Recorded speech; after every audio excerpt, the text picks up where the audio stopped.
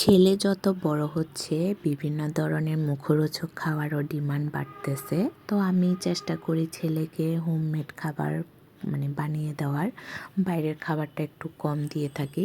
তো ওই দিন আমার কাছে ডিমান্ড করেছিল পিৎজা খাওয়ার। তো আমি সেটাই বানালাম ওর জন্য। ফার্স্ট টাইম আমি ট্রাই করতেছি বাসায়, আমি কখনোই করি নাই। তো এখন হচ্ছে যখন আমি পিৎজা রেডি করতেছি তখন সাডেনলি আমার শরীরটা খুবই খারাপ হয়ে যায়, প্রেশারটা লো হয়ে আমি মাথা ঘুরে পড়ে যাচ্ছি। অনেক কষ্টে পিৎজাটা রেডি করে ওভেনে দিয়েছি। তার মধ্যে বিজয় অফিস থেকে চলে এসেছে, আর এসে হচ্ছে যে বাদ বাকি কাজগুলো ও শেষ করছে। আমি বসেছিলাম, আমি কি উঠে দাঁড়াইতে পারতেছি না।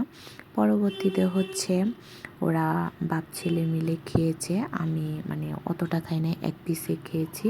আর বলেছে খুবই ভালো হয়েছে, বাট 10-এর মধ্যে 8 দিয়েছে বিজয়ের কেমন কথাগুলো শুনে। হয়েছে? ও বলতেছে তোমাকে 10-এর মধ্যে 8 দিয়েছে আর বাকি 2 দিই নাই, কারণ সাইডগুলো একটু কাঁচা ছিল এই জন্য। আচ্ছা যাই হোক, ফার্স্ট টাইম ট্রাই করেছি, সেকেন্ড টাইম আর একটু ভালোভাবে বাবা বানানোর চেষ্টা করবো। এদিকে আমার ছেলে বলতেছে সবাই আমার কেমন মায়ের হয়েছে? ভিডিওগুলা ভালো লাগলে লাইক অ্যান্ড সাবস্ক্রাইব করবেন। তো আজকে এখানে, ভালো থাকবেন, সুস্থ থাকবেন, টাটা।